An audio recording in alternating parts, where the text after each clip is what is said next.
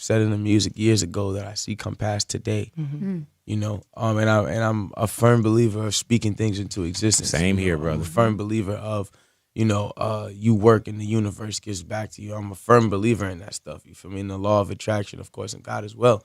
But I'm a firm believer in the law of attraction. Someone once said that being a rapper is an extreme sport, and we're tempted to agree, seeing how a lot of them have been victims of avoidable deaths in the last decade.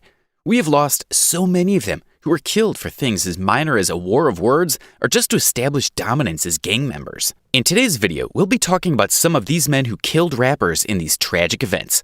From killers of Nipsey Hussle to Pop Smoke and other fan-favorite rap artists, here are the top ones on our list. Before we dive in, make sure to give us a like on this video, and if you would like to join this month's giveaway of a brand new iPhone 12, then all you have to do is subscribe to the channel and watch this video until the end to find and comment the hidden message.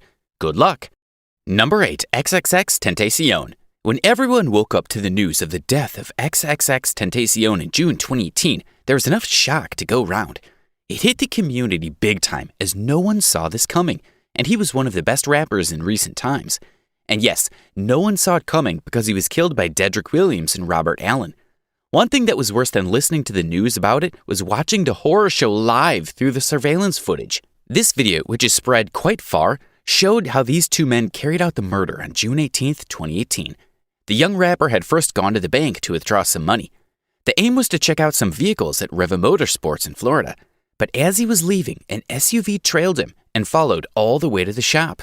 These men in the vehicle even got out to buy a couple of things in the shop, like regular customers. As soon as Tentacion got back into his car, the SUV effectively blocked him from moving out. While two other men, Trayvon Newsom and Michael Boatwright, got out of the vehicle, XXXTentacion was left to struggle with these men. Finally, they shot him multiple times in the neck, made away with a bag full of money, and quickly fled the scene.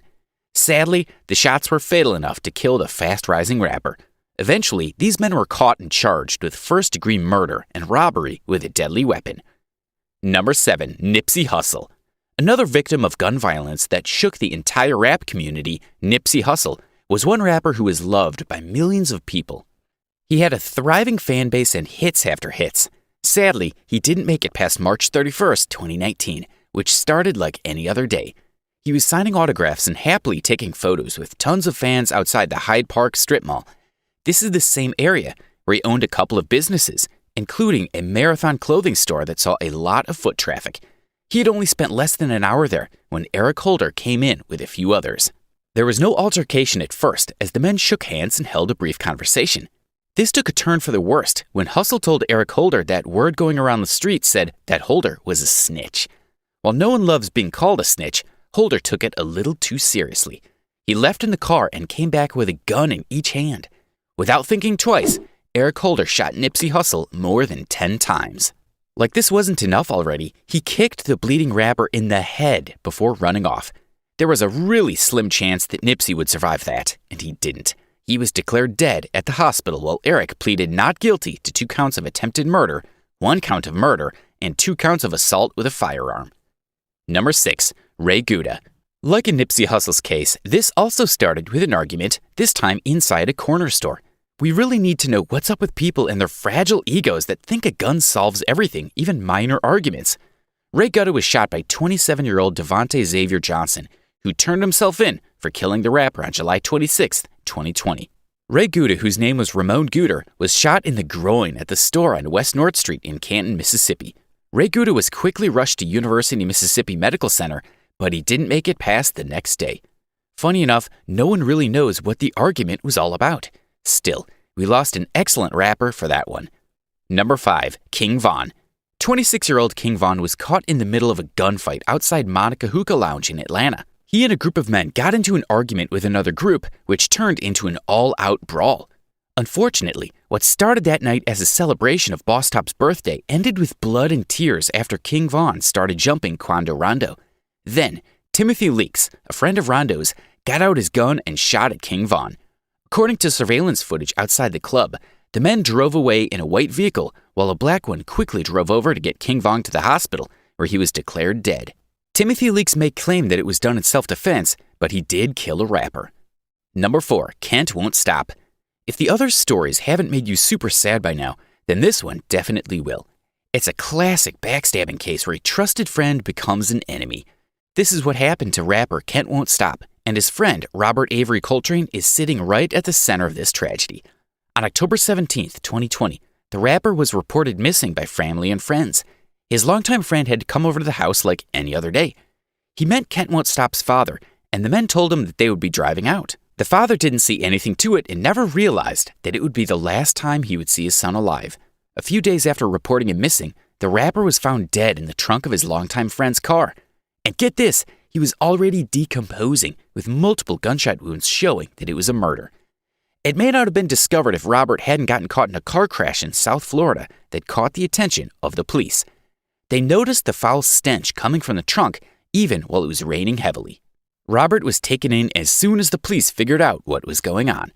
Number 3, YNW Juvie and YNW Sack Chaser. YNW is a rap group run by YNW Melly, who is charged for the deaths of rappers YNW Juvie and YNW Sack Chaser.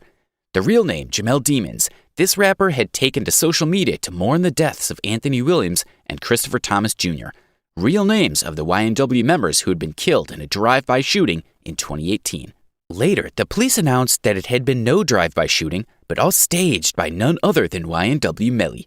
Melly is no stranger to jail times and crimes, as he has had a run-in with the law multiple times. The police claimed that he drove around with the two victims for a while before heading to the hospital to claim that they had been involved in a drive-by shooting. Considering how Melly had come off as broken by their deaths, even talking about it on stage during a performance, this is lower than an oil well. He is facing 2 counts of first-degree murder. Number 2, Pop Smoke. Pop Smoke's tragic death started with a terrible mistake. The rapper accidentally leaked his home address on Instagram. When a group of young 83 Hoover criminal members from the South Central saw that the rapper was in Hollywood Hills, Los Angeles, they invaded his rental home. These gang members even had 2 minors involved, including one known as Tiny. Others were Keondae Rogers, Corey Walker, and Jaquan. 20-year-old Pop Smoke died in February 2020 from the fatal wounds sustained through multiple gunshots from these men. He was a member of Republic Records label and doing quite well for himself before these men killed him. Number 1, Mac Miller. Some would argue that Mac Miller was killed by 2 people, himself and Cameron James Petite, while others insist that the burden should be on the one who set him up to his death. However, the fact is here that Cameron James Petite had his name written in permanent ink in the list of men who killed rappers. He sold laced drugs to Mac Miller in September 2018, 2 days before Mac died of an overdose. Mac Miller had requested a painkiller, Oxydone, but Petite gave him a counterfeit version laced with fentanyl. It was a combination of alcohol, cocaine, and fentanyl that led to his tragic death. Although Mac had a history of drug abuse, and it was public knowledge that he was trying to give it up, his close associates claimed that he was winning the battle and only slipped up once in a while. Sadly, he did lose the battle. And that brings us to the end of today's video. Which of these deaths did you find the most painful to endure?